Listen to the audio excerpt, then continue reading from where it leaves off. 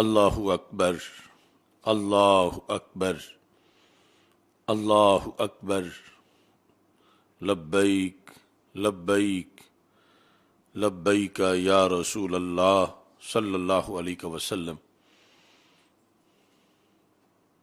الحمد للہ رب العالمین، والصلاة والسلام علی خاتم النبیین سید الرسل و خاتم المعصومین وعلی آلہ واصحابہ اجمعین، اما بعد فاعوذ باللہ من الشیطان الرجیم، بسم اللہ الرحمن الرحیم، والذین جاہدوا فینا لنہدینہم سبلنا، صدق اللہ العظیم وصدق رسولہ النبی الکریم الامین۔ ان اللہ وملائکتہ یصلون علی النبی یا ایہا الذین آمنوا صلوا علیہ وسلموا تسلیما۔ الصلاۃ والسلام علیک یا سیدی یا رسول اللہ وعلی آلک واصحابک یا حبیب اللہ۔ الصلاۃ والسلام علیک یا سیدی یا خاتم النبیین وعلی آلک واصحابک یا سیدی یا خاتم المعصومین۔ مولاي صل وسلم دائما ابدا علی حبیبک خیر الخلق کلہم، منزہ عن شریک فی محاسنہ فجوہر الحسن فیہ غیر منقاسم، محمد تاج رسل اللہ قاطبۃ، محمد صادق الاقوال والکلم، محمد ذکرہ روح لانفسنا، محمد شکرہ فرد علی الامم۔ رب صل وسلم دائما ابدا علی حبیبک خیر الخلق کلہم۔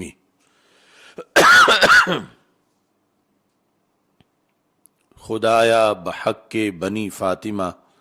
کہ برقول ایماں کنی خاتمہ، اگر دعوتم رد کنی ور قبول، منو دستو دامان آل رسول صلی اللہ علیہ وسلم۔ اللہ تبارک و تعالی جل جلالہ وعم نوالہ واتم برہانہ وعظم شانہ وجل ذکرہ وعز اسمہ کی حمد و ثنا، اور حضور سرور کائنات مفخر موجودات زینت بزم کائنات دستگیر جہاں غم گسار زماں سید سروراں حامی بے کساں قائد المرسلین خاتم النبیین احمد مجتبیٰ جناب محمد مصطفیٰ صلی اللہ علیہ وآلہ واصحابہ وبارک وسلم کے دربار گوہربار میں ہدیہ درود و سلام عرض کرنے کے بعد، السلام علیکم ورحمۃ اللہ وبرکاتہ۔ رب ذوالجلال کے فضل اور توفیق سے سرور کونین صلی اللہ علیہ وسلم کی نگاہ عنایت سے تحریک لبیک یا رسول اللہ صلی اللہ علیہ وسلم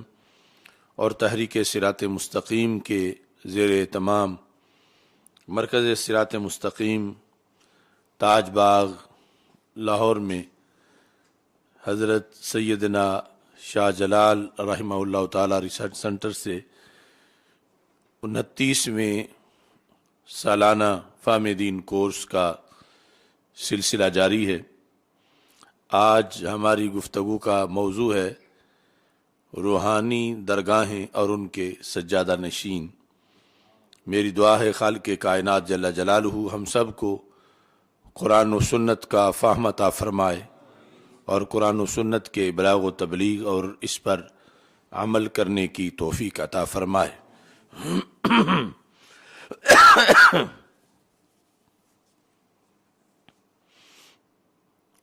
اہل سنت و جماعت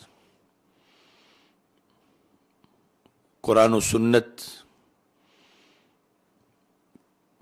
کی صحت مند تعبیرات اور تشریحات پر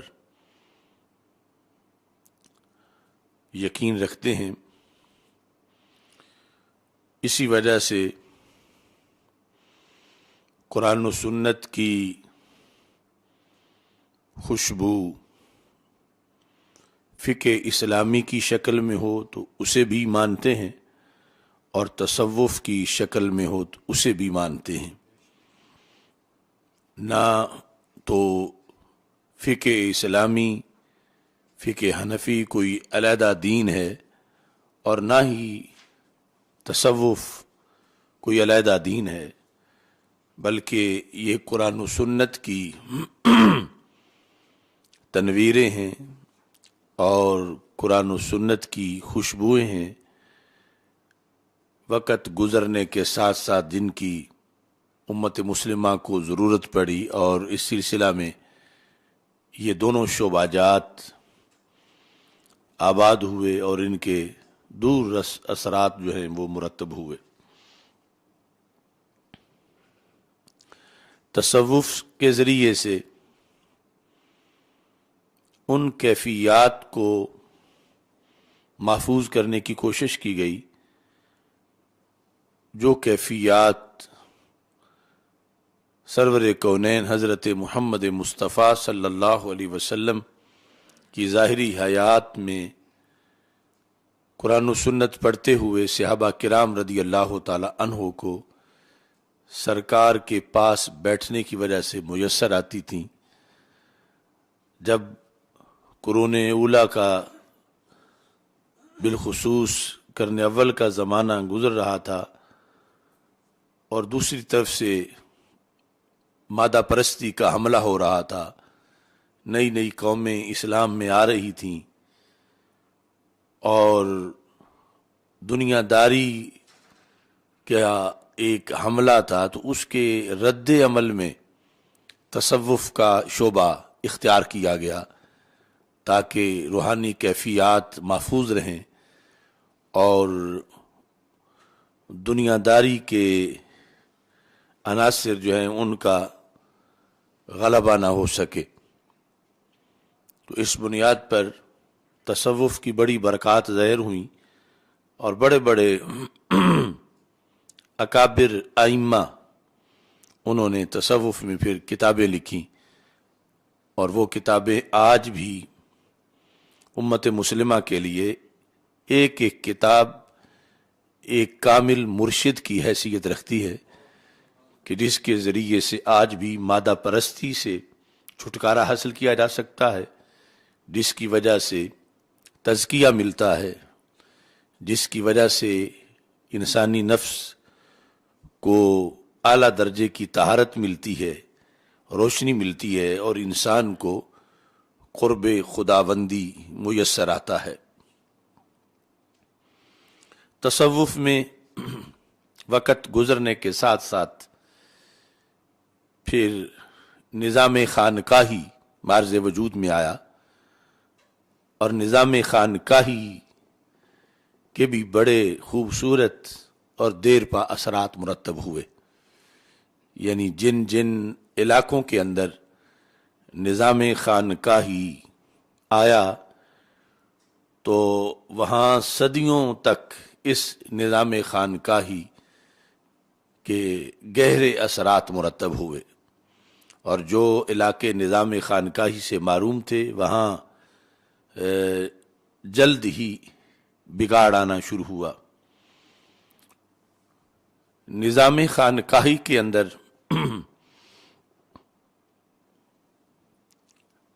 خانقاہی تعلیم و تربیت کا سلسلہ رائج کیا گیا. خانقاہ کا سجادہ نشین وہ ایک شیخ کامل کی حیثیت سے ایک عالم اور ایک فاضل شخصیت ہونے کی وجہ سے انہوں نے اپنے بزرگوں کے جو اہداف تھے اس کے پیش نظر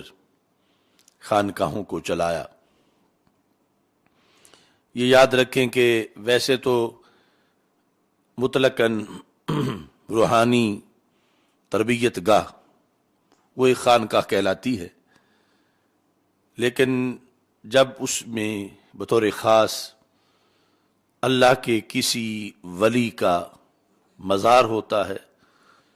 مرقد ہوتا ہے، تو اس بنیاد پر وہ برکات کا ایک گہوارہ قرار پاتی ہے، کیونکہ اللہ کے ولی جہاں دفن ہوتے ہیں ان جگہوں کے اندر رب ذوالجلال بڑی برکتیں نازل فرماتا ہے کہ یہ نجوم ہدایت جنہوں نے زندگی بھر اللہ کا قرب حاصل کیا، جن کے پیکر پر اللہ کے جلوے برستے رہے، جنہوں نے شیطان کے خلاف جہاد کیا، حق کا پرچم بلند کیا، ان نفوس قدسیہ کے ساتھ انوار و تجلیات کی کئی قطاریں، کئی میلے ہوتے ہیں، اور جب وہ کسی زمین میں ان کو دفن کیا جاتا ہے تو وہ جگہیں بھی انوار و تجلیات کی مرکز بن جاتی ہیں۔ اور یہ شروع سے ایسی جگہوں پر جانے کا پھر اہتمام کیا جاتا رہا، اور یہ اہل سنت و جماعت کے معمولات میں سے ایک واضح چیز ہے۔ آج اس موضوع پر میں زیادہ بحث نہیں کروں گا، لیکن یہ ہمارا عقیدہ ہے کہ اللہ کے ولی جہاں دفن ہوتے ہیں، جو ان کا مرکز جس جگہ بنتا ہے، وہ عام زمینوں سے وہ مقامات صرف وہ قبر ہی نہیں بلکہ ارد گرد کی جگہ بھی مرکز فیض ہونے کے لحاظ سے عام زمینوں کے مقابلے میں اس میں امتیازی شان ہوتی ہے۔ اس سلسلہ میں صرف یہ کتاب الثقات سے ایک حوالہ پیش کرتا ہوں، جلد نمبر 5 میں ہے، اور یہ بطور خاص حضرت امام علی بن موسیٰ الرضا قدس سر العزیز آپ کے لحاظ سے اس کتاب کے اندر لکھا گیا ہے، اور یہ کتاب الثقات ہے۔ اصول حدیث اور اسماء الرجال کے لحاظ سے خصوصی طور پر جو محمد بن حبان بستی نے لکھی، 354 ہجری جن کی وفات ہے، اس کی 5ویں جلد کے اندر انہوں نے 2392 نمبر پر امام علی بن موسیٰ الرضا ان کے حالات لکھے، اور ان حالات کے اندر یہ چیز لکھی، کہتے قد زرتہ مرارا، کہ ان کی قبر جو ہے وہ میں نے کئی بار اس کی زیارت کی، جو کہ توس کے علاقہ میں ہے، یعنی ایران کے اندر۔ لکھتے ہیں کہ وما حلت بی شدت فی وقت قیامی بطوس، جن دنوں میں میں توس میں رہا کرتا تھا، ما حلت بی شدت، کوئی بھی ایسی مشکل نہیں ہے کہ جو مجھ پہ آئی ہو تو میں نے اس کو ٹالنے کے لیے حضرت امام علی رضا جو ہیں ان کے مزار پر حاضری نہ دی ہو۔ ان کچھ لوگوں کا یہ خیال ہے کہ یہ شاید ایسا طریقہ جہال نے گھڑا ہوا ہے، تو ایک ایسے پائے کا امام کے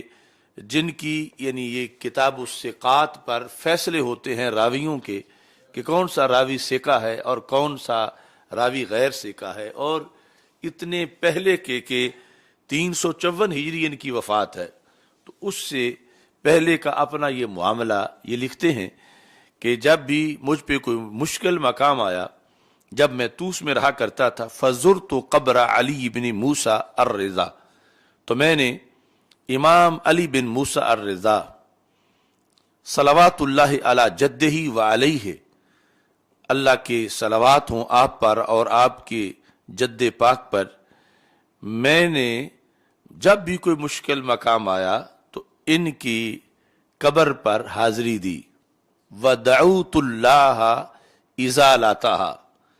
وہاں جا کے میں نے اللہ سے دعا کی کہ یہ مشکل ٹل جائے. یعنی جس طرح اہل سنت و جماعت کا عقیدہ ہے، اور یہ واضح طور پر اب فرق بھی دیکھنا چاہیے کہ اگرچہ دعا ہر جگہ قبول ہوتی ہے، لیکن یہ کتاب الثقات کے مصنف جو ہیں یہ سمجھتے ہیں کہ امام علی رضا رضی اللہ تعالیٰ عنہ کے مرکز پہ جا کے مانگوں گا تو پھر اچھی قبول ہوگی. تو جب بھی مشکل آئی تو میں ان کے مرکز پہ پہنچا. دعوت اللہ ازالتہا، تو وہاں پر دعا کے جو کئی طریقے، ان میں سے ایک طریقہ یہ ہے کہ میں نے اللہ سے دعا کی اس پاک جگہ کے صدقے کہ یہ میری مشکل جو ہے وہ ٹل جائے، مشکل حل ہو جائے، مصیبت ٹل جائے. تو کہتے ہیں الا استجیب لی، تو یہ کلمات حسر ہیں کہ میں جتنی بار بھی گیا ہوں وہاں جانے سے میری دعا قبول ہوئی ہے. الا استجیب لی، یعنی ابھی دین اسلام کی 4 صدیاں بھی مکمل نہیں ہوئی تھیں، اس سے پہلے ائمہ کا یہ عمل تھا کہ جہاں پر پاک ہستیاں دفن ہیں وہاں جانا چاہیے اور وہاں فیض حاصل کرنا چاہیے. یہ کہ وہاں جانے کو معصیت کہنا، گناہ کہنا، اور یہ کہ ملتا کچھ نہیں، یہ ابن تیمیہ اور بعد کے لوگوں نے ایسی باتیں گھڑی ہیں. حقیقت میں دین اسلام میں جو ائمہ گزرے ہیں انہوں نے یہ ساری چیزیں تسلیم کی ہیں. کہتے ہیں کہ جب بھی میں نے وہاں جا کر دعا کی ہے تو ایک ہوتا ہے نا کہ 50% دعائیں قبول ہوئی ہوں، 75% کو یہ کہتے ہیں 100% قبول ہوئی. الا استجیب لی وزالت انی تلک الشدہ، اور وہ شدت جس کا مجھے سامنا تھا وہاں جا کر دعا مانگنے سے مجھ سے وہ زائل ہوئی. کہتے ہیں وہذا شیء جربتہ مرارا فوجدتہ کذالک، کہتے ہیں کہ میں نے بطور تجربہ بھی کئی بار اس کو آزمایا. ھذا شیء، یعنی وہاں جانے سے مشکل کا حل ہونا، دعاؤں کا قبول ہونا، یہ وہ شے ہے جربتہ جس کا میں نے تجربہ کیا ہے، مرارن کئی بار، فوجدتہ کذالک ہر بار میرا تجربہ صحیح ثابت ہوا ہے کہ جب بھی وہاں جا کر میں نے دعا مانگی تو اس کے نتیجے کے اندر جو ہے وہ میری مشکلیں حل ہوئیں. اور مجھے رب ذوالجلال نے یہ مقام دیا. آگے کہتے اماتنا اللہ علی محبت المصطفیٰ و اہل بیتہ صلی اللہ علیہ وسلم علیہ وآلہ اجمعین، کہ اللہ تعالی ہمیں محمد مصطفیٰ صلی اللہ علیہ وسلم اور آپ کے اہل بیت اطہار رضی اللہ تعالی عنہم کی محبت پہ زندہ رکھے اور اس پہ موت عطا کرے. اب ہمارے موضوع کے لحاظ سے روحانی درگاہیں، خانقاہیں، یہ اس میں ہم نے بنیادی طور پر اس چیز کو ذکر کیا، اور یہ ہمارا فرق ہے وہابیت سے، نجدیت سے اور خارجیت سے اور ناسبیت سے، کہ ہم اہل حق ہیں، اہل سنت و جماعت ہیں، اور ہمارے نزدیک صحابہ و اہل بیت رضی اللہ تعالی عنہم کے جو اولین نفوس قدسیہ ہیں ان کا مقام تو بہت ہی بلند و بالا ہے. ایک عام ولی بھی جہاں دفن ہوتا ہے وہاں خاص رحمتیں ہوتی ہیں، اور وہاں رحمتیں انسان جب جاتا ہے تو ان رحمتوں سے بہرہور ہوتا ہے. یہی عقیدہ پھر امت میں آگے رائج ہوا، اس لیے ہی حضرت مجدد الفسانی رحمۃ اللہ علیہ کے مرکز پر جب شاعر مشرق ڈاکٹر محمد اقبال نے حاضری دی تو یہ لکھا حاضر ہوا میں شیخ مجدد کی لحد پر، وہ خاک جو زیر فلک ہے مطلع انوار، اس خاک کے ذروں سے اس خاک کے ذروں سے ہیں شرمندہ ستارے، جس خاک میں پوشیدہ ہے وہ صاحب اسرار. یعنی جس مٹی کے اندر مجدد صاحب کی قبر ہے، دفن ہے، اقبال کا یہ نظریہ ہے کہ اس خاک کے ذروں سے ہیں شرمندہ ستارے، کہ ستاروں کی اتنی روشنی نہیں جتنی اس مٹی کی روشنی ہے، مٹی کے ذروں کی روشنی ہے. کیوں ہے کہ اس خاک میں پوشیدہ ہے وہ صاحب اسرار، کہ اتنی بڑی ہستی وہاں پر رونق افروز ہے. اس کی بنیاد پر وہ مٹی کے اندر بھی یہ اثرات موجود ہیں۔ باقی یہ تاریخ اسلامی میں اس کے ہزارہا شواہد ہیں کہ ان مراکد پر کی برکات کیا ہیں اور وہاں جانے سے، حاضری سے کیا کچھ ملتا ہے۔ اب جس وقت ایک خانقاہ اور روحانی درگاہ کا یہ مقام طے شدہ ہے تو یقیناً برکات وہاں جانے سے ملتی ہیں۔ اب اس کے بعد وہاں پہ پھر ان امور کو چلانے کے لیے، یعنی حاضرین جو زائرین ہیں ان کے لیے انتظامات کیے جاتے ہیں، اور پھر آنے والوں کے لیے تزکیہ و تعلیم کا بندوبست کیا جاتا ہے۔ تو اس میں پھر بنیادی کردار جو ہے وہ سجادہ نشین صاحب کا ہوتا ہے، کہ جو وہاں پہ جن کو یہ منصب ملتا ہے، اور اس منصب کا مقصد یہ ہوتا ہے کہ آئے ہوئے لوگ بھوکے نہ رہیں اور وہاں پر انتظامات ہوں، اور پھر یہ ہے کہ وہاں پر جو ہے وہ قرآن و سنت کے مطابق لوگوں کی تربیت کی جائے۔ تو ایسا سلسلہ طویل عرصے تک ان خانقاہوں میں جاری رہا، اور اب بھی کئی مقامات پر اللہ کے فضل سے جاری ہے۔ لیکن بعض جگہ جو ہیں وہاں پر ایسے ہی خانقاہوں کے اندر پھر کچھ بگاڑ آ گیا، جس کی وجہ سے ایک تو مخالفین کو انگلی اٹھانے کا موقع ملا، اور دوسرا یہ ہے کہ وہاں پر جانے والوں کے جو ہیں وہ حقوق متاثر ہوئے۔ وہی اقبال جن کے بارے میں نے یہ کہا کہ وہ کہتے ہیں کہ حاضر ہوا میں شیخ مجدد کی لحد پر، وہ خاک جو زیر فلک ہے مطلع انوار۔ پھر بعض خانقاہوں کے لحاظ سے اقبال نے پھر یہ بات بھی کی کہ گفتار کے اسلوب پہ قابو نہیں رہتا، جب روح کے اندر متلاطم ہوں خیالات، ہے دل کے لیے موت مشینوں کی حکومت، احساس مروت کو کچل دیتے ہیں آلات، میں خانے کی بنیاد میں آیا ہے تزلزل، بیٹھے ہیں اسی فکر میں پیران خرابات، میں خانے کی بنیاد میں آیا ہے تزلزل، میں خانے کی بنیاد میں آیا ہے تزلزل۔ یہ جس تزلزل کا آج ہمیں بھی سامنا ہے،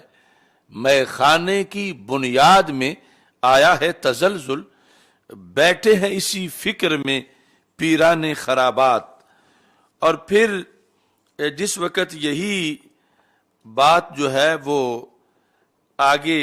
مزید بڑھتی گئی اور چلتی گئی، تو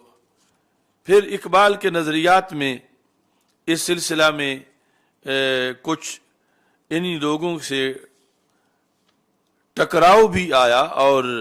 ایسے شعر بھی لکھے کہ میراث میں آئی ہے انہیں مسند ارشاد،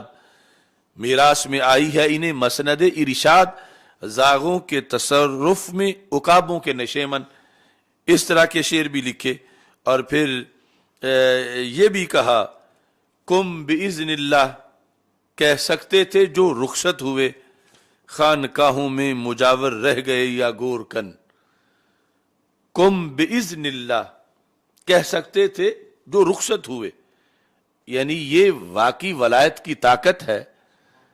جو حضرت غوث پاک رضی اللہ تعالی عنہ کی کرامت ہو یا دیگر، کہ جو مردے کو کہیں کم باذن اللہ، اتنی طاقت۔ اقبال کہتا ہے کم باذن اللہ کہہ سکتے تھے جو رخصت ہوئے، خانقاہوں میں مجاور رہ گئے یا گورکن، ایک تو مجاور رہ گئے، دوسرے قبریں کھودنے والے رہ گئے، یعنی وہ کم باذن اللہ والے چلے گئے، پیچھے مجاور رہ گئے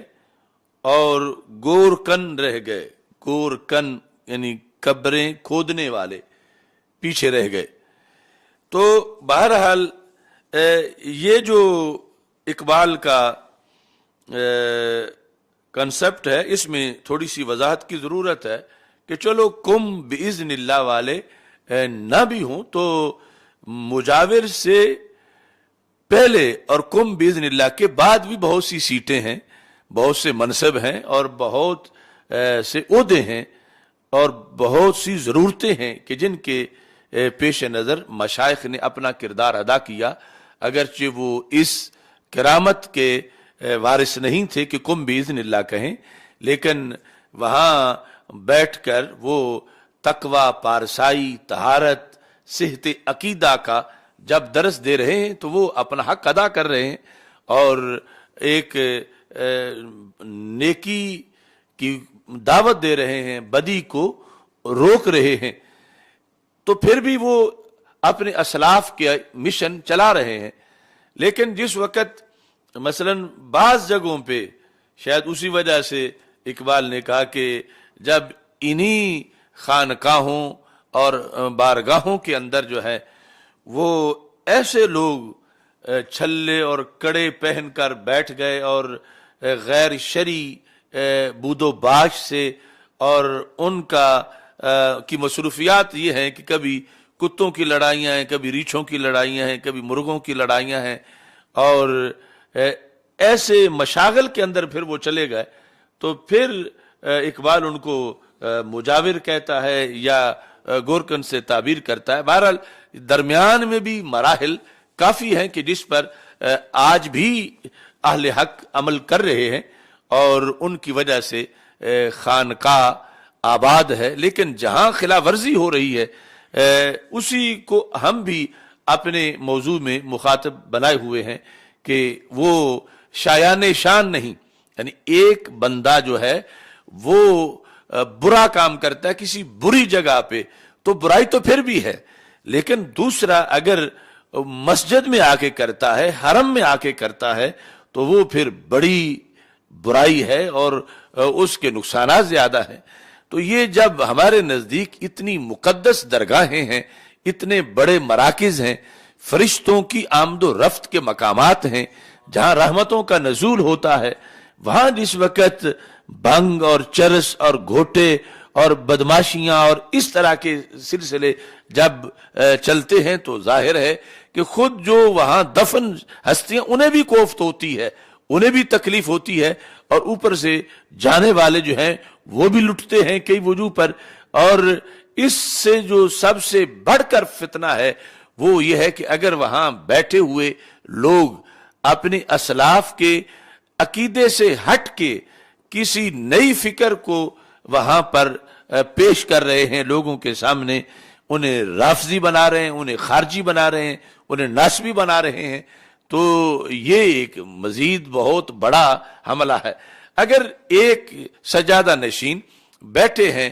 بولتے نہیں، چپ کر کے بیٹھے ہیں، وہ نماز پڑھتے ہیں، وقت نماز کا ہو، جماعت میں شریک ہوتے ہیں یا خود جماعت کراتے ہیں، اور اگرچہ وہ درس قرآن نہیں دے سکتے یا دے نہیں رہے تو صحیح العقیدہ ہیں، تو ان کی وجہ سے نقصان نہیں ہے، لیکن جس وقت وہاں بیٹھ کر نماز کو اہمیت نہیں دی جاتی، یعنی جماعت کا وقت ہو جاتا ہے، ویسے لوگ پھر رہے ہیں، نماز پڑھنے والا کوئی نہیں، ویسے پیران طریقت کئی صاحبزادے ہیں مگر نماز کے لیے کوئی نہیں، یا پھر جو ہے وہ آگے فسق و فجور کے اڈے بنے ہوئے ہیں، گناہوں کے اڈے بنے ہوئے ہیں، یا پھر یہ ہے کہ وہاں پر بد اعتقادی کے مختلف اڈے کھلے ہوئے ہیں۔ اب کتنے سجادہ نشین ہیں، کتنی خانقاہوں کے کہ وہ مثلا موجودہ جو بد مذہب فرقے ہیں ان میں وہ چلے گئے ہیں، مثلا کئی سجادہ نشین جماعت اسلامی میں ہیں۔ جماعت اسلامی کے بانی نے ان قبروں کو بت کہا ہے، قبروں پہ جانے والوں کو مشرک کہا ہے، اور اس تصوف کو دین کے مخالف ایک تحریک قرار دیا ہے کہ یہ دین مٹانے والی تحریک ہے۔ یہ کس منہ سے یہ کچھ پیر جا کے جماعت اسلامی کے جلسوں کی وہاں یہ صدارتیں کرتے ہیں؟ ان کی صرف اتنی قیمت ہے کہ انہیں کوئی روٹی کھلا دے، کوئی چائے پلا دے، کوئی صاحب صدر کہہ دے اور یہ ادھر ہی چلے جائے۔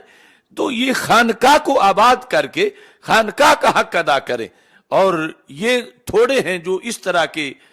بنے ہوئے ہیں، اور وہ زیادہ ہیں جو رفض کے سوداگر ہیں، رفض کے لمبردار ہیں، اور روافظ کی جا کے بغلوں میں ان کے گود میں بیٹھتے ہیں اور انہیں اپنے ہاں بلاتے ہیں. اور پھر اس وقت کا جو سب سے بڑا فتنہ ہے وہ تصوف اور تشیع کا اتحاد کرنا ہے. یعنی یہ شو کرنا کہ تصوف تشیع ہی ہے اور تشیع تصوف ہی ہے. اور آپ نے کل کے درس میں سنا کہ تشیع کیا چیز ہے اور کس طرح کیا نظریات ہیں، کیا صورتحال ہے. تو آج یعنی کس قدر یعنی یہ اس طرح کے لوگ جن کے چہرے پہ نہ سنت رسول صلی اللہ علیہ وسلم ہے، نہ انہیں اپنے آبا کی فکر کی تعلیم کی کوئی فکر ہے، اور نہ ہی دیگر کوئی صورتحال، اور وہاں وہ اپنا بیٹھ کے دھندا کر رہے ہیں. اور پھر چلو پڑھا نہیں سکتے، کچھ دے نہیں سکتے، تو کم از کم لوگوں کو اٹھا اٹھا کے بد عقیدہ کیمپوں میں تو نہ پہنچائیں. یعنی کتنے ایسے سجادہ نشین ہیں کہ جو یعنی درباروں کے اوپر جانے والوں کو اٹھا اٹھا کے آگے انہیں بھیج رہے ہیں بد عقیدہ لوگوں کے کیمپوں کے اندر. یعنی یہ ایک بھرتی کیمپ بنے ہوئے ہیں کہ جو ادھر پہنچتا ہے اس کو کا ایمان سلامت نہیں رہتا، اس کا نظریہ سلامت نہیں رہتا، اور اس کو کہیں اور بھیج دیا جاتا ہے. تو یہ صورتحال جو ہمارے سامنے اس وقت موجود ہے، اس کے پیش نظر ہمیں یہ دیکھنا ہے کہ اس کی کیسے اصلاح ہو اور نظام خانقاہی درست ہو، اور نظام خانقاہی جو ہے وہ اپنا کردار ادا کرے. اس سلسلہ میں حضرت مجدد الفسانی رحمۃ اللہ علیہ کے چند مکتوبات جو ہیں وہ میں آپ کے سامنے پہلے پیش کرنا چاہتا ہوں کہ آپ نے تو یہاں تک لکھا، آپ نے ایک تو واضح طور پر سجادہ نشینوں کے نام خطوط میں لکھا، پیران طریقت کے نام لکھا، انہیں یہ واضح کیا. آپ فرماتے ہیں کہ ہر مبتدع و دال عقائد فاسدہ خدرہ بزا میں فاسد خود از کتاب و سنت اخذ می کند، کہ ہر بد عقیدہ بندہ اپنے نظریے کے مطابق اپنا جھوٹا عقیدہ وہ یہی ثابت کرتا ہے کہ میں قرآن سے پیش کر رہا ہوں اور میں سنت سے پیش کر رہا ہوں. تو آپ فرماتے ہیں کہ تصحیح عقائد بر وفق آرائے علماء اہل سنت و جماعت کہ نجات اخروی وابستہ با اتباع آرائے ثواب نمائے این بزرگوارا است، کہ اپنا عقیدہ اہل سنت کے اکابر کے مطابق درست رکھو. ویسے تو ہر بندہ یہ کہے گا کہ میرا قرآن سے ثابت ہے، میرا سنت سے ثابت ہے. یعنی خواہ وہ ناسبی ہے، رافضی ہے، تفضیلی ہے، وہ جو بھی ہے وہ کہے گا. اہل سنت سے ہٹ کر بھی وہ کہے گا کہ میرا تو اہل سنت سے ثابت ہے. تو مجدد صاحب نے لکھا کہ نہیں، نخستین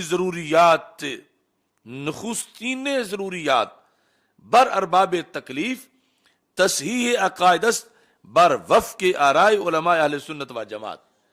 کہ سب سے پہلی جو دین کی ضرورت ہے، ضروریات دین میں سے جو سب سے پہلی چیز ہے وہ یہ ہے کہ اپنے عقائد کو علماء اہل سنت کی آراء کے مطابق صحیح کرنا.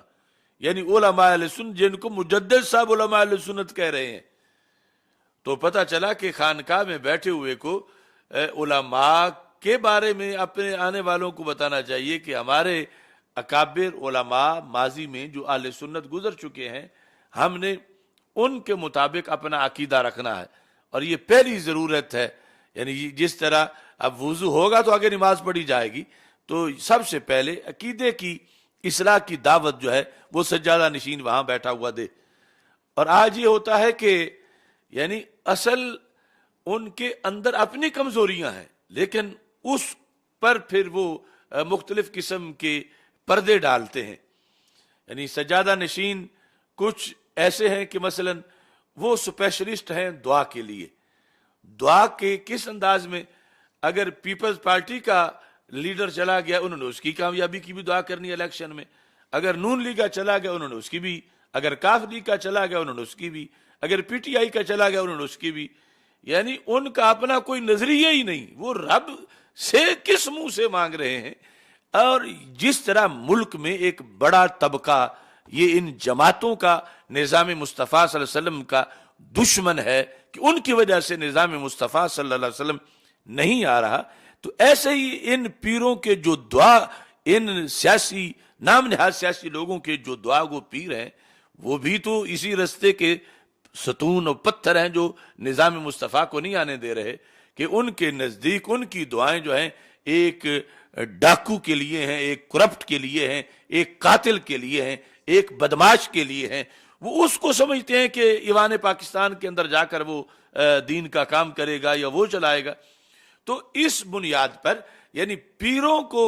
सज्जादा नशीनों को दरगाहों में बैठे हुए कलमा हक बुलंद करना चाहिए कि जब उनके पास कोई सोशलिज्म का हरकारा आता है, जब उनके पास कोई गाजी मुमताज हुसैन कादरी शहीद को फंदे चढ़ाने वाला आता है, जब उनके पास कोई आसिया मलूना को भगाने वाला आता है, तो वो कम अज कम वहां तो अपना मुंह खोले उसके सामने कि तुम किस मुंह से मेरे पास दुआ करवाने आए हो, कि मैंने तेरे लिए दुआ करके अल्लाह को नाराज करना है, कि तुम्हारे करतूत क्या हैं। यानी ये अब जितने टिकट होल्डर होते हैं, ऊपर तो इनके लीडर हैं, वो उनसे ये बसता है, और ये नीचे इन्होंने दुआएं बुक कराई हुई हैं पीरों से नजराने देकर। तो जो इस तरह का धंधा चल रहा है, ये सज्जादा नशीनी और ये खानकाही निज़ाम, इसका हर किसी इस्लाम के साथ कोई ताल्लुक नहीं। और फिर इस पर कोई ऊपर वो कवर चढ़ा देते हैं कि हम अल्लाह वाले हैं, सबके लिए दरगाहें खुली हैं, जो भी आए आए। अब आए जो भी आए, मगर जाता हुआ तो एक का बन के जाए, वो जैसा आए वैसा जाए। तो फिर ये तो उन बुजुर्गों का जिनकी वो खानकाहें हैं, जिनके वो आस्थाने हैं, उनका ये हरगिज पैगाम नहीं था। अब देखें कि एक शख्स ये जाहिरी तौर पर मसलन जो बिजली के मामलात हैं, उसके पास उनके बिजली को कंट्रोल करने के लिए आलात हैं, यानी ऐसे दस्ताने हैं, बाकी सारे, कि जिसकी वजह से वो तार नंगी हो तो सारे मसले कवर कर लेता है। अब वो तो कहे कि कोई बात नहीं, अगर इस जगह पे तारें नंगी भी हैं और ये सर्किट शॉर्ट हो चुका है और आग लगी हुई है, मैं ठीक कर लूंगा, जैसा भी है मुझे बुलाओ, मैं कर लेता हूं। अब उसके पास तो कंट्रोल पाने के लिए सब कुछ है, और एक बिल्कुल अनाड़ी हो और कहे कि मुझे धकेल दो अंदर, मैं सब कुछ ठीक कर लूंगा, तो वो तो लटक जाएगा। तो जिसकी इतनी विलायत मजबूत है, इतना तकवा मजबूत है, इतनी पारसाई मजबूत है कि अगर सिख आएगा तो फिर सिख नहीं जाएगा, अगर हिंदू आएगा तो हिंदू नहीं जाएगा, अगर बद अकीदा आएगा तो बद अकीदा नहीं जाएगा, वो जरूर फैज पाएगा। तो वो तो दरवाजा खुला रखे। और जिसने फिर उसी बिजली के साथ लटक के मर जाना है कि उस आए हुए ने इस पीर के बच्चे गुमराह करके ले जाने हैं, उस आए हुए ने इस पीर के रिश्तेदार गुमराह करके ले जाने हैं, उस आए हुए ने इस पीर के मुरीद गुमराह करके ले जाने हैं, और ये कहता है कि हमारे दरवाजे खुले हैं और जो भी आए। तो ये सूरत हाल भी पेश नजर इसको देखना चाहिए कि दरवाजे खुले रखने वाला तुम्हारा हुलिया भी है, कि इतनी ताकत भी है, इतनी अप्रोच भी है, इस कदर तुम्हारे अंदर रूहानी पावर भी है कि अगला जो है वो तुम्हारे सामने लाजवाब हो जाएगा और तुम उसके कुफर को मिटा दोगे। तो जब ऐसी सूरत हाल अपनी है कि वो तुम पे गालिब आ जाएगा और देखने वाले मुतस्सिर उससे होंगे कि उसने वो आया था और हमारे पीर साहब को तो उसने बिल्कुल मबहूत कर दिया, या इस तरह की चीजें जब सामने आ जाएंगी तो आज बच्चा हर चीज को नोट करता है, जिसकी वजह से बहुत बड़ा जो है वो खसारा होगा। तो मुजद्दिद अल-फैसानी रहमतुल्लाह अलैह आपने कहा कि ये जरूरी है कि रूहानी दरगाहों में फिका की किताबों का भी दरस दिया जाए, बाकायदा कुदूरी, कंज़ुद दकाइक, इस तरह की किताबें लिखकर بھیجیں کہ یہ درس دیا جائے. اور پھر یہاں تک اب لکھا. اب یہاں تو صورتحال یہ ہے کہ کوئی کہتا ہے کہ ہم کاڑے لفظ نہیں مانتے, ہم تو فلاں لفظ پڑے ہوئے ہیں. کوئی کہتا ہے علم و بس کریو یار, کوئی کچھ کہتا ہے, کوئی کچھ کہہ رہا ہے. تو مجدد الفسانی رحمت اللہ علیہ نے تو یہ یعنی سارا سلیبس دے کر پھر آگے آپ یہ فرماتے ہیں, یہ حصہ چہارم مکتوبات شریف فرماتے ہیں این جا قول امام ابی حنیفہ و امام ابی یوسف و امام محمد معتبر است, نہ عمل ابی بکر شبلی و ابی حسن نوری. یہ بعد والے 2 عظیم ولیوں کے نام ہیں اور پہلے 3 عظیم فقہا کے نام ہیں. حالانکہ وہ بھی ولی ہیں لیکن عرف عام ان کو فقیہ سمجھا جاتا ہے, مفتی سمجھا جاتا ہے. تو مجدد صاحب نے لکھا کہ حلال و حرام والے مسئلے میں صوفیوں کے قول نہیں چلیں گے, فقہا کے قول چلیں گے. صوفی اپنی جگہ صوفی ہیں, اپنی جگہ ان کی شان بڑی ہے, اپنی جگہ ان کی کرامتیں بڑی ہیں, مگر جب بات فتوے کی ہوگی, بات شریعت بیان کرنے کی ہوگی, تو پھر ان کی بات کو نہیں لیا جائے گا. کہتے ہیں کہ این جا قول امام ابی حنیفہ و امام ابی یوسف و امام محمد معتبر است. تو یعنی کتنے اب صورتحال ہیں. وہ کہتے ہیں کہ جی ہم سید ہوتے ہیں, یہ ابو حنیفہ کون ہوتا ہے, کوئی کہتا ہے ہم فلاں ہوتے ہیں, یہ امام ابو یوسف کون ہوتا ہے. تو شریعت مطہرہ کے اندر یہ بات طے شدہ ہے کہ شرف علم شرف نسب سے زیادہ ہے. یہ اہل سنت و جماعت کا 14 صدیوں میں متفقن علیہ مسلک رہا ہے. تو اس بنیاد پر صوفیاء کا درجہ ہے اور صلحاء کا درجہ ہے, سب کا درجہ ہے. مگر شریعت مطہرہ جنہوں نے بیان کی اس کے مطابق پھر یہ بات رہے گی تو خانقاہ چلے گی اپنے اصل کردار کے ساتھ. خانقاہ کا جو پھر اثرات مرتب ہوں گے, پھر دین کی حفاظت ہوگی, تحفظ ہوگا. اور اگر ان چیزوں کو ترک کر دیا جائے گا, اصول کو ترک کر دیا جائے گا, تو پھر کچھ نہیں بچے گا. اب دیکھو جن لوگوں نے ہمارے نظام کو ترک کیا, ہمارے تربیت کے طریقے کو ترک کیا اور علیحدہ ایک سسٹم بنایا, وہ نظام ہے جس طرح مثلا سعودی عرب کا ہے یا اس سے ملتا جلتا, بالآخر وہ آج آ کے مجبور ہوئے. یعنی جس وقت ان کے شاگرد داعش بنے, جب ان کے شاگرد انہوں نے خود کش دھماکے کیے, جب ان کے نائر نجیدی نامی بندے نے مسجد نبوی شریف کے دروازے پر دھماکہ کر دیا چند سال پہلے رمضان المبارک میں, تو پھر انہوں نے اس پر سروے کیا کہ یہ ہمارے پڑے ہوئے یہ ہماری مانتے کیوں نہیں. یعنی یہ اب جو داعش کا فتویٰ ہے کہ مثلا سعودی حکومت مرتدوں کی حکومت ہے اور امام حرم جو ہے یہ مرتد ہے, یا خادم الحرمین پر کفر کا فتویٰ ہے, یا سرکار یہ بینک لوٹ لینے چاہیے سعودی عرب کے, یہ سارے فتوے داعش نے دیے ہوئے ہیں. اور وہ ہیں کون؟ وہ انہی کے مکاتب کے پڑے ہوئے ہیں, ان کو کسی اور نے تو نہیں پڑھایا, وہ بریلوی تو نہیں ہیں, وہ ان کے ہی پڑے ہوئے ہیں. اور پھر اب آیات اور احادیث پیش کر کے ان کو جھوٹا کہہ رہے ہیں کہ ڈائریکٹ استدلال کرنے کی بنیاد پر. تو انہوں نے اپنے کالم لکھے اس سلسلہ میں اجلاس میں کہ ایسا کیوں ہوا, تو اس پر انہوں نے لکھنا پڑا کہ ہم نے امام ابو حنیفہ رحمۃ اللہ علیہ جیسے فقہا کو چھوڑ کے ڈائریکٹ استدلال کیا کہ ان کی نہج کی ضرورت نہیں, وہ صوفیاء کے طریقے کی ضرورت نہیں. تو یہ خود اب ڈائریکٹ ہو گئے, ہم سے بھی آگے, ہمیں بھی چھوڑ گئے ہیں.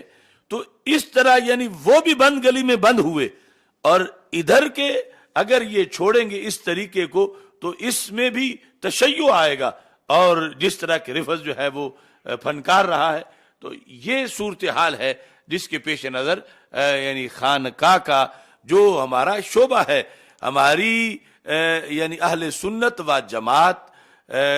کے وہ قلعے ہیں, اہل سنت و جماعت کی جو نذرانے ہیں, فنڈز ہیں, ان کا وہ بہت بڑا مصرف ہے. وہاں سے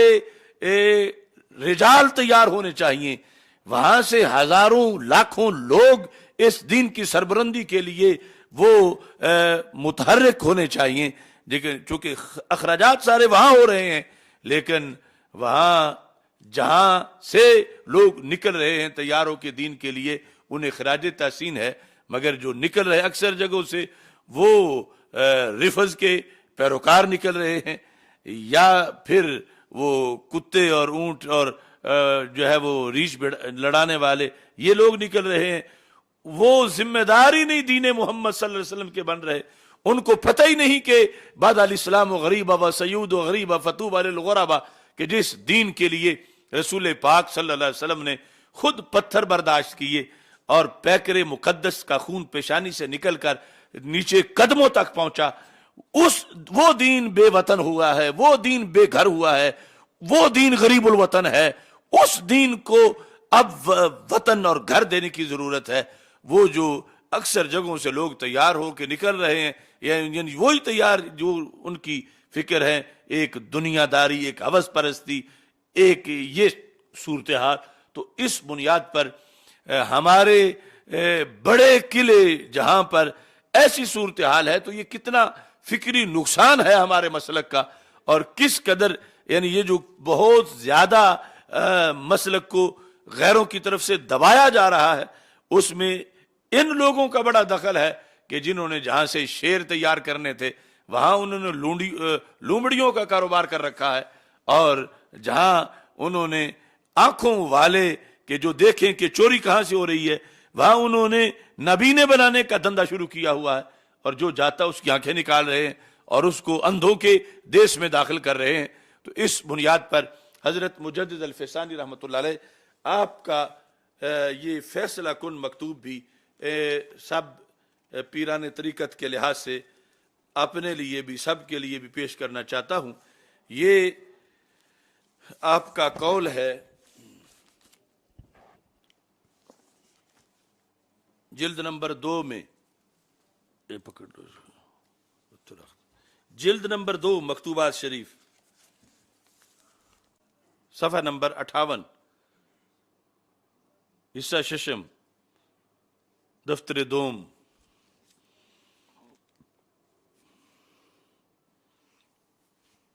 آپ فرماتے ہیں صوفیاء وقت نیز اگر برسر انصاف بے آیند، اس وقت کے جو صوفی تھے مجدد صاحب ان کو کہہ رہے تھے اتنی صدیاں پہلے، صوفیاء وقت نیز اگر برسر انصاف بے آیند، کہ وقت کے صوفی اگر انصاف کریں، اس وقت کے صوفی جنہیں مجدد صاحب نے جھنجھوڑا، اور ظاہر ہے کہ بڑے اثرات مرتب ہوئے ہوں گے، اور آج ہم وہی پیغام صرف سنا رہے ہیں، جھنجھوڑ تو نہیں سکتے آج کے حضرات کو، کہ صوفیاء وقت نیز اگر برسر انصاف بے آیند و ذوف اسلام و افشاء کذب را ملاحظہ کنند، کہ یہ ذرا اپنے خول سے باہر تو نکلیں صوفیاء وقت، یعنی چند مریدوں کے نعروں میں جو مست ہیں اور ان کی طرف سے ہاتھ چومے جانے پر سمجھتے ہیں کہ اسلام ہر طرف غالب ہے۔ مجدد صاحب کہتے ہیں وظوف اسلام و افشاء کذب را ملاحظات کنند، اگر یہ دیکھیں کہ اسلام کمزور کی تو کہتے ہیں کہ ملاحظہ کنند باید کہ اگر یہ دیکھ لیں کہ اسلام کمزور کتنا ہو گیا ہے اور جھوٹ پھیل کتنا گیا ہے، کون؟ صوفیاء وقت، یہ دیکھ لیں تو کیا کریں؟ کہتے ہیں کہ در ما ورائے سنت تقلید پیران خود نہ کنند، کہ اگر صوفیاء وقت یہ دیکھ لیں کہ اسلام کمزور کتنا ہو گیا ہے اور جھوٹ پھیل کتنا گیا ہے، تو پھر سنت کو چھوڑ کے اپنے پیروں کی تقلید نہ کریں۔ یعنی صوفیاء وقت پیروں کے پیچھے لگے ہوئے ہیں کہ میرے حضرت صاحب نے یہ کہا، میرے پیر صاحب نے یہ کہا، اور وہ کہا ہوا سنت کے خلاف ہے.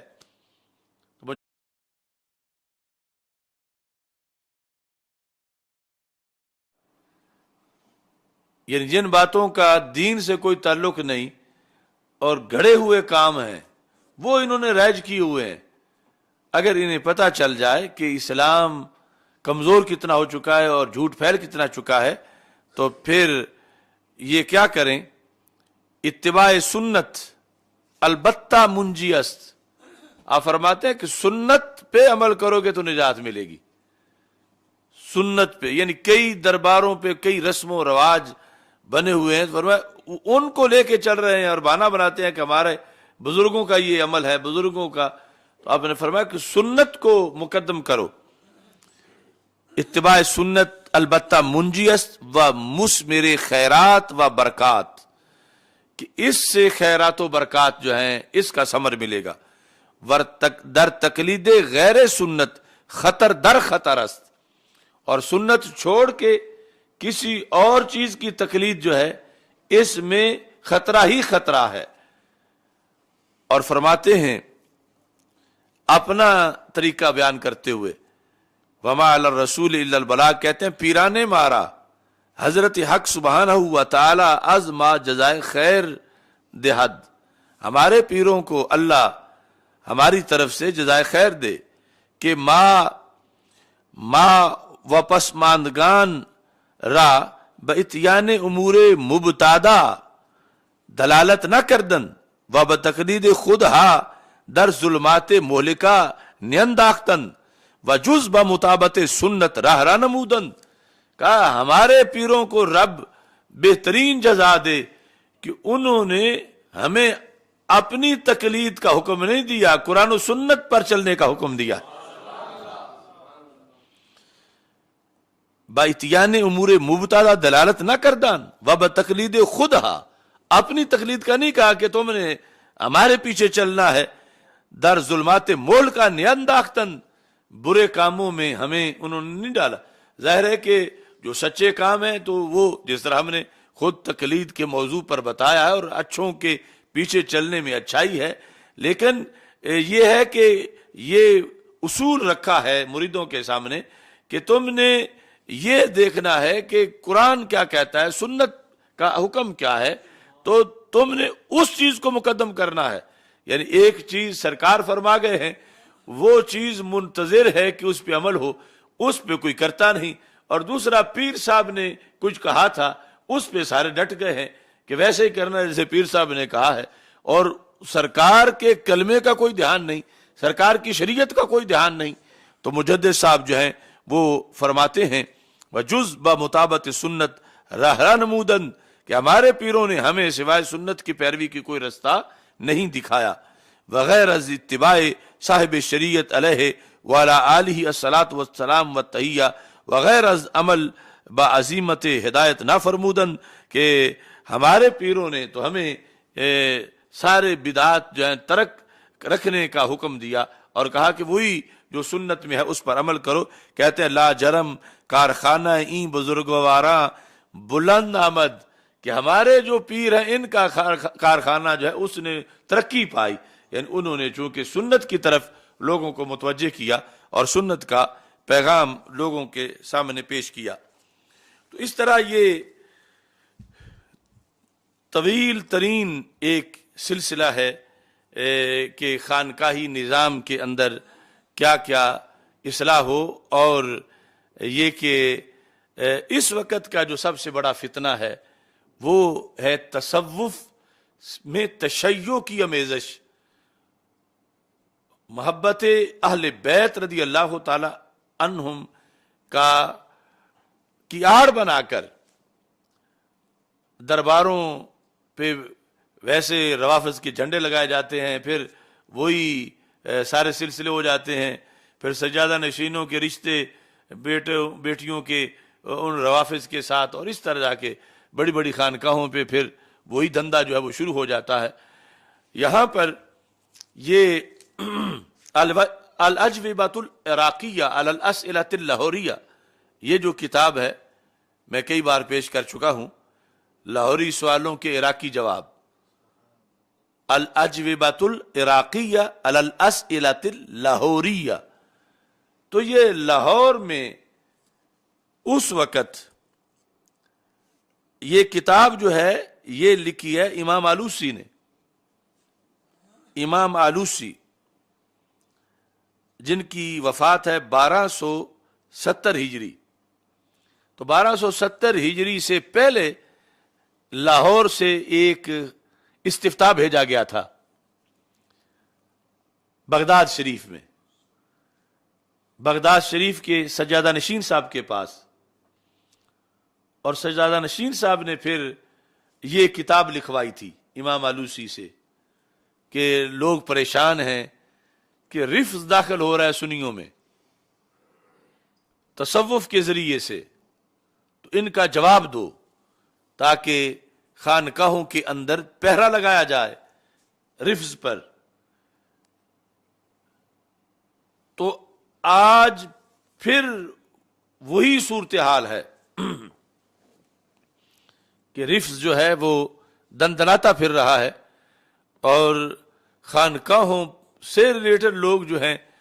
ان کو دھڑا دھڑ جو ہے وہ رفض کی طرف جو ہے وہ دھکیلا جا رہا ہے کچھ نام نہاد سجادہ نشینوں کی طرف سے.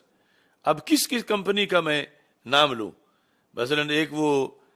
فتنہ حویلیاں ہے، اور ایک وہ کوئی فیروزی ٹائپ کے کچھ لوگ ہیں کراچی سے چلے ہوئے ہیں، وہ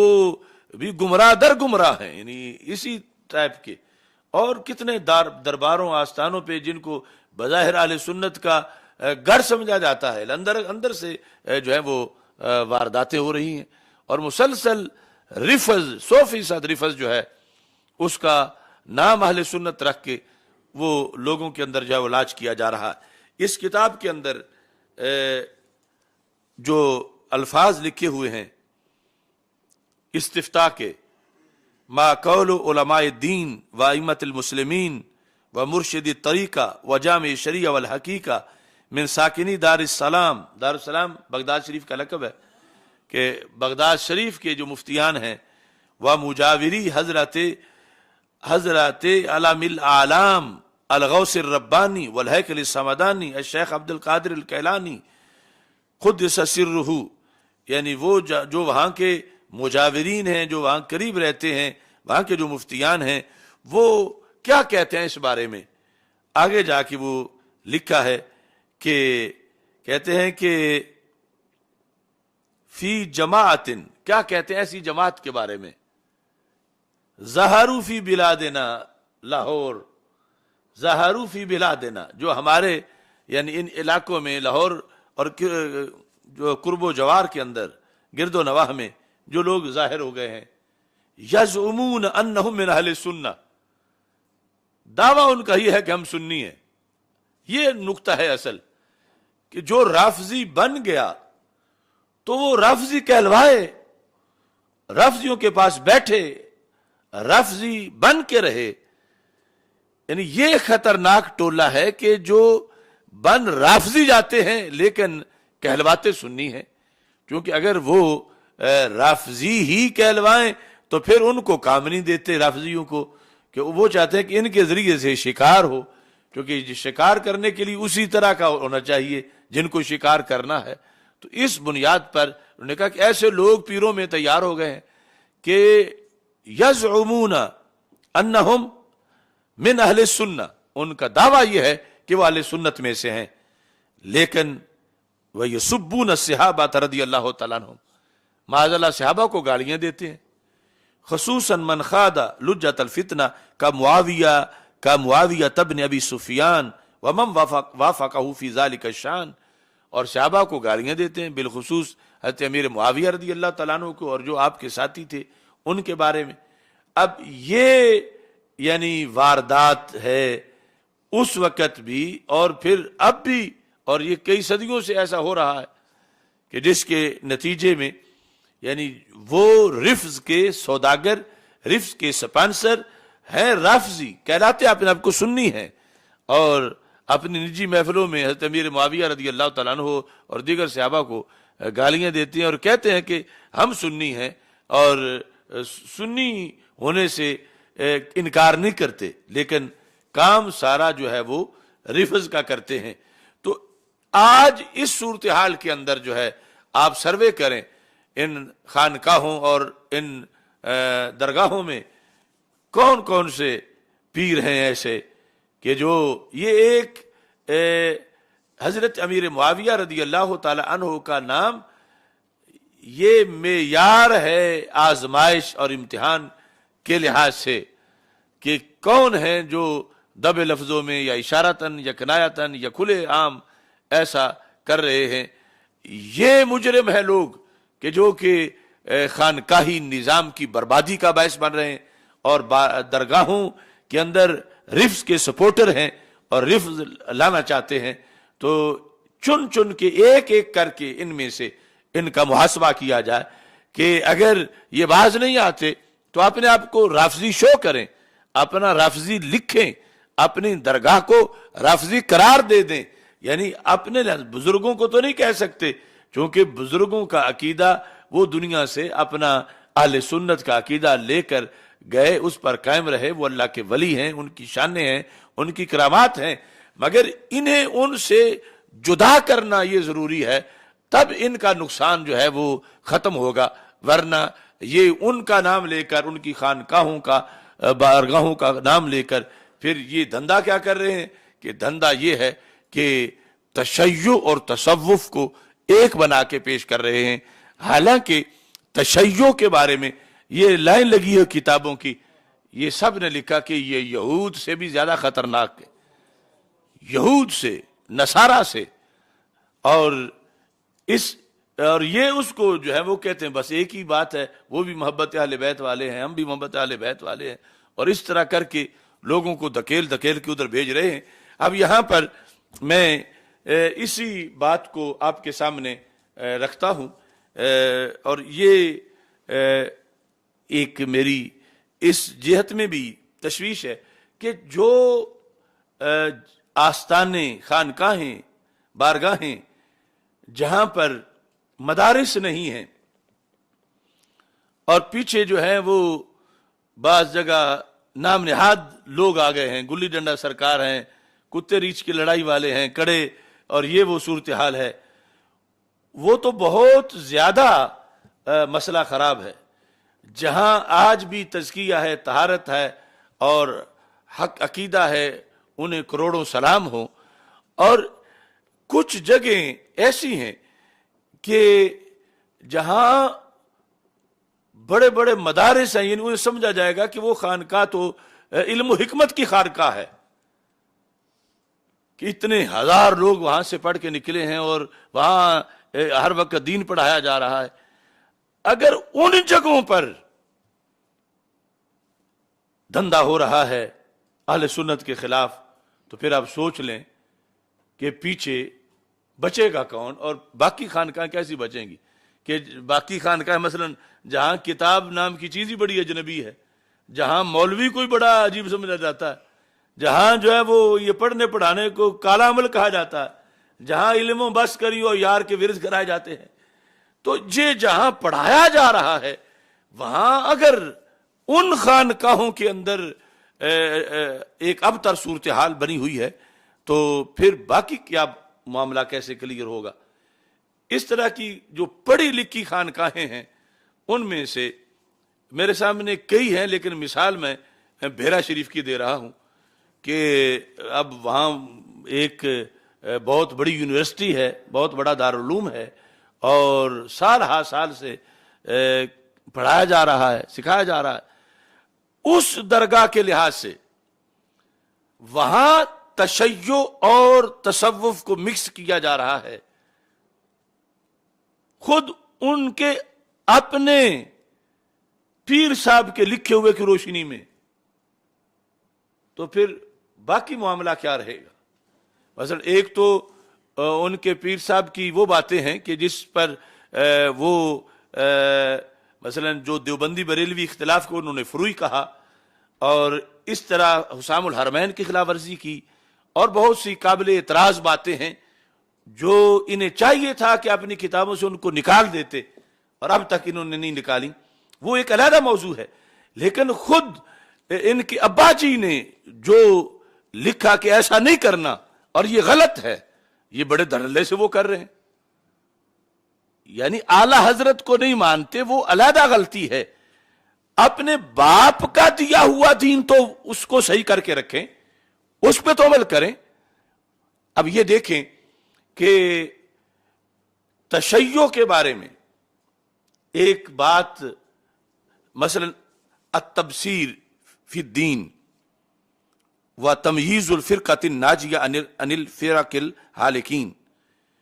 الامام الکبیر ابو مظفر اصفرائینی، انہوں نے اس کتاب کے اندر ایک قول لکھا۔ وہ قول کیا ہے، کس کا ہے؟ وہ حضرت عامر بن شرحبیل جو کبار تابعین میں سے ہیں، 104 ہجری میں جن کی وفات ہوئی، عامر بن شرحبیل، انہوں نے کہا کہ ان الروافض شر من الیہود والنصارى، کہ روافض جو ہیں یہود و نصارہ سے برے ہیں۔ کیوں؟ فإن اليہود سئلوا عن احبار ملتہم، ان سے پوچھا گیا کہ تمہاری ملت کے رہبر کون ہیں؟ تو انہوں نے کہا اصحاب موسیٰ، کہ جو موسیٰ علیہ السلام کے اصحاب ہیں وہ ہمارے لیڈر ہیں۔ دوسری روایت میں ان سے پوچھا گیا خیر کون ہے تمہاری پوری ملت میں؟ انہوں نے کہا اصحاب موسیٰ علیہ السلام۔ کہتے ہیں نصارہ سے پوچھا گیا ان احبار ملتہم، کہ تمہارے نزدیک پورے نصارہ میں سے کریم لوگ، بہتر اور سردار کون ہیں؟ فقالوا، انہوں نے کہا الحواریون الذین کانوا مع عیسیٰ علیہ السلام، کہ اصحاب عیسیٰ علیہ السلام سر فرشتے ہیں، ہم میں سے افضل وہ ہیں۔ یہ کہتے ہیں سئلت الرافضہ، روافض سے پوچھا گیا ان شر ھذی الامہ، کہ اس امت میں سب سے شریر لوگ کون ہیں؟ معاذ اللہ ثم معاذ اللہ، فقالوا اصحاب محمد صلی اللہ علیہ وسلم۔ یعنی یہودی کہتا ہے سب سے افضل ہیں اصحاب موسیٰ علیہ السلام، نصرانی کہتا ہے سب سے افضل ہیں اصحاب عیسیٰ علیہ السلام، اور رافضی کہتا ہے معاذ اللہ سب سے شریر ہیں،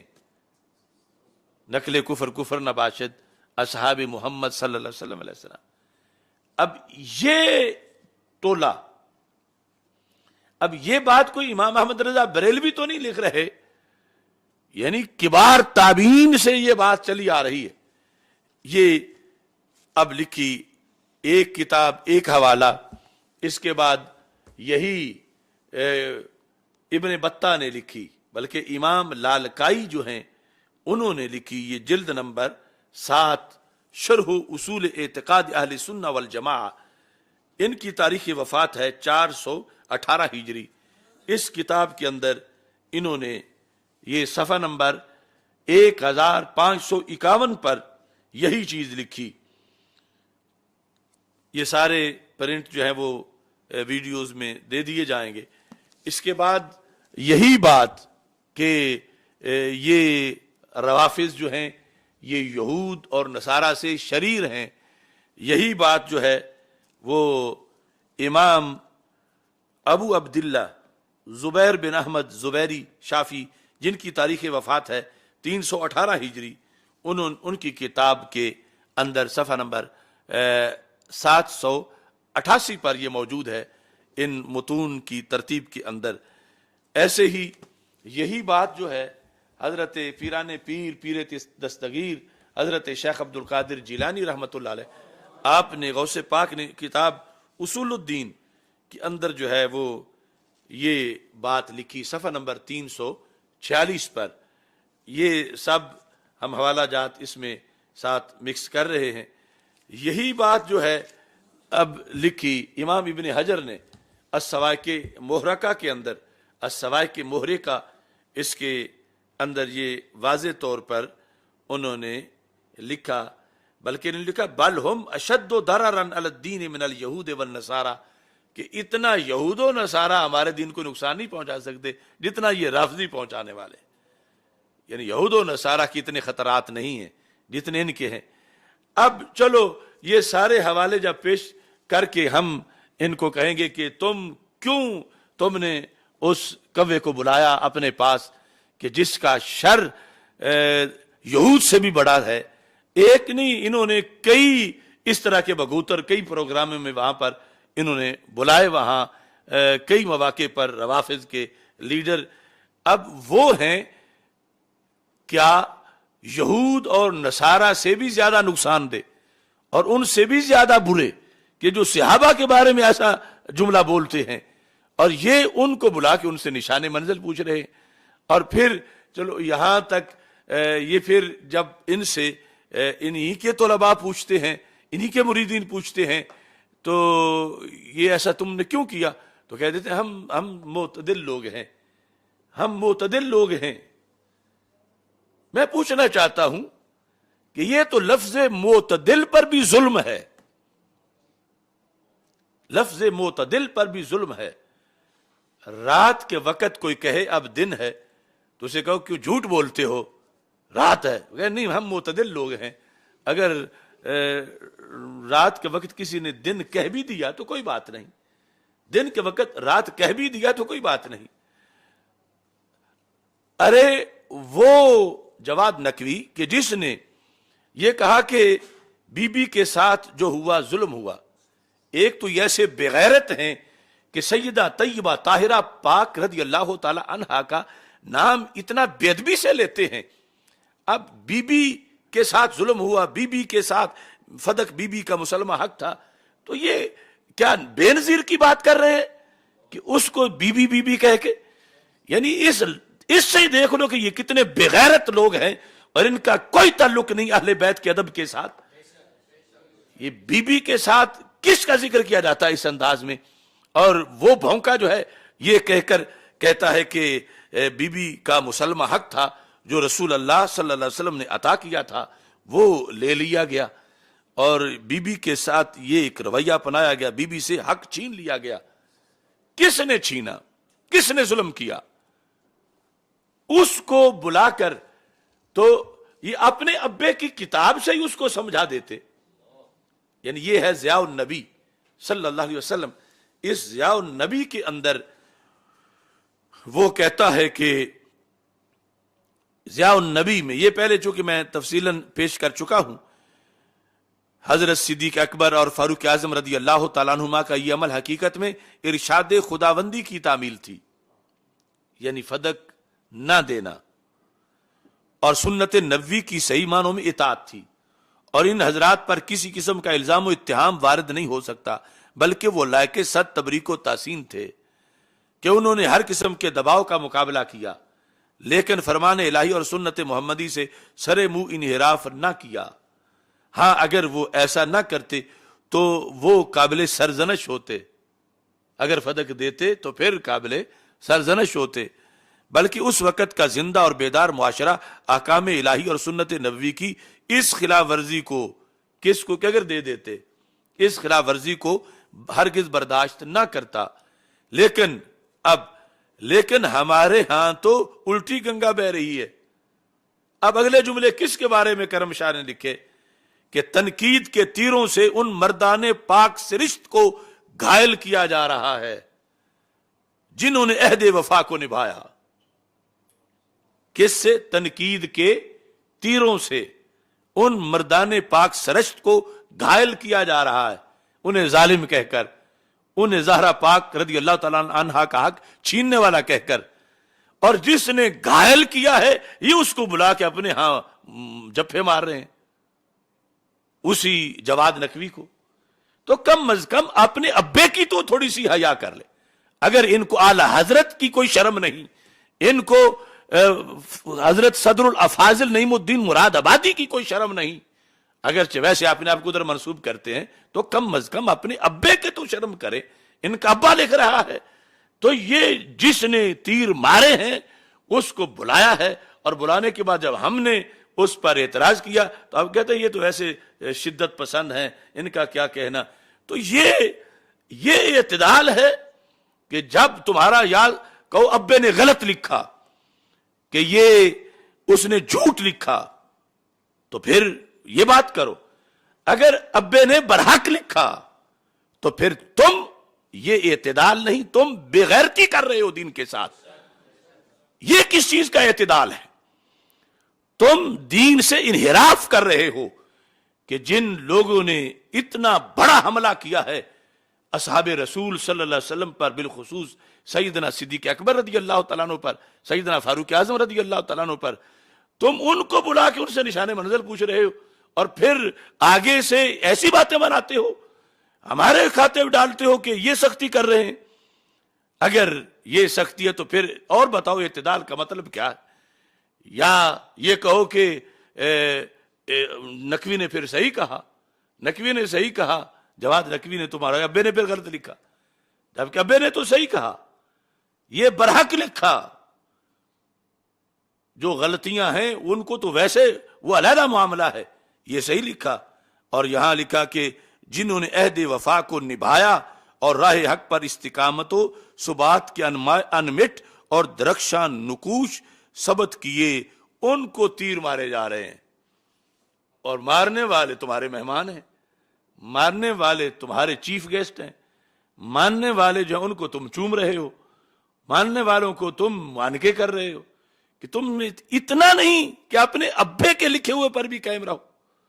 اور یہ جو بات تھی کہ یہود و نصارہ سے بھی یہ برے ہیں، تو یہ تو تمہارے ابے نے بھی لکھا ہے۔ وہ حوالے جو میں نے پہلے دیے اب ضیاء القرآن سے پڑھ لو، اگرچہ نام ذرا غلط لکھا ہوا ہے، وہ بھی آپ اگلے چھاپے میں اصلاح کر لیں، اگلے چھاپے میں کہ نام لکھا ہے عمر بن شرحبیل، تو یہ عمر بن شرحبیل نہیں، عامر بن شرحبیل ہے، عامر بن شرحبیل، عامر بن شرحبیل شابی ان کا قول ہے۔ تو یہاں یہ جلد نمبر جو ہے وہ 5 ہے ضیاء القرآن کی، اس کا صفحہ نمبر جو ہے وہ 180 ہے، 28واں پارہ ہے، اس کے اندر یہ لکھا ہے الم تر الی الذین نافقوا۔ اس سے پہلے جو آیت کریمہ ختم ہو رہی ہے اس کے اندر ولا تجعل فی قلوبنا غلا للذین آمنوا، اس کی شرح میں لکھا ہے، کیا لکھا ہے پیر محمد کرم شاہ الازہری نے کہ عمر بن شرحبیل کا یہ قول بڑا عبرت آموز ہے۔ وہ عامر بن شرحبیل بڑا عبرت آموز ہے، مگر بچوں کو ابھی تک عبرت نہیں آئی۔ اپنے ابے کا لکھا ہوا کیا کہتے ہیں کہ رافضی یہود و نصارہ سے بھی ایک قدم آگے ہیں، رافضی یہود و نصارہ سے بھی ایک قدم آگے ہیں۔ اگر یہود سے پوچھا جائے کہ تمہاری ملت میں سب سے افضل کون ہے تو وہ جواب دیں گے اصحاب موسیٰ علیہ الصلوۃ والسلام۔ عیسائیوں سے یہ سوال کیا جائے، یہ انہوں نے عیسائیوں سے کہا تو میں نے عیسائیوں بولا، میں ان کو صرف نصارہ کہتا ہوں، اور اس میں پوری بحث ہے، وہ علیحدہ کریں گے۔ اب کوئی سکھ آج کہے کہ میں مصطفی ہوں یا مصطفی ہوں تو ہم اس کو کہنے دیں گے؟ عیسائیوں سے یہ سوال پوچھا جائے تو وہ کہیں گے کہ عیسیٰ علیہ السلام کے حواری سب سے افضل ہیں، لیکن اگر رافضیوں سے پوچھا جائے من شر اہل ملتکم، تمہاری ملت سے بدترین لوگ کون ہیں، تو یہ بدبخت کہیں گے اصحاب محمد صلی اللہ علیہ وسلم۔ یہ ہے ضیاء القرآن، یہ ہے ضیاء النبی، اور مخاطب میرے ہیں بھیرا والے، اپنے ابے کے لکھے ہوئے سے کیوں بھاگ رہے ہو؟ اور ان کے فضلاء کو بھی میں کہتا ہوں ہمارے خلاف خرمستیاں مت کرو، اور اپنے ان استادوں سے پوچھو، اعلی حضرت سے جو بے وفائیاں کرتے ہو، حسام الحرمین سے جو فرار اختیار کرتے ہو، جو غلط عبارات کا دفاع کرتے ہو، وہ علیحدہ ہے۔ یہ جو کچھ تمہارا ابا لکھ گیا اس سے کیوں بھاگے ہو؟ اس کا مجھے جواب چاہیے۔ اور کوئی اعتدال، اور یہ وہ کہاں گیا تمہارا اعتدال؟ اگر تمہیں کوئی گالی دے تو اس کے پیچھے تم بندے بھیجتے ہو مارنے کے لیے، ہم جانتے ہیں تمہارے خلق کو، اور صدیق و عمر کو تیر مارنے والا اسے تم چومتے ہو۔ یہ اعتدال نہیں، یہ محض ضلال ہے، اور اس کا جواب چاہیے اہل سنت کو، کیونکہ مسئلہ اتنا اہم ہے۔ تو یہ ایک ایسی خانقاہ، وہاں بھی جو حضرت بیٹھے وہ اپنے آپ کو غریب نواز کہلا رہے ہیں. ماشاءاللہ، کیا حضرت غریب نواز، اتنی حکومتوں سے لے کے ابھی تک غربت ختم نہیں ہوئی اپنی. تو یہ حقیقت ہے خانقاہی نظام کے، یہ روگ ہیں، یہ ناسور ہیں، اور اصلاح جو ہے وہ لازم ہے. اللہ تعالی ہم سب کا حامی و ناصر ہو. اس میں آج چونکہ حضرت سیدہ ام المومنین عائشہ صدیقہ رضی اللہ تعالی عنہا کا یوم وصال بھی ہے، تو شہداء بدر کے لحاظ سے، اصحاب بدر کے لحاظ سے رضی اللہ تعالیٰ عنہم، ویسے ہم مستقل پروگرام کر چکے ہیں. اور حضرت سیدہ عائشہ صدیقہ رضی اللہ تعالی عنہا، الاصابہ جلد نمبر 7 میں یہ لکھا ہے.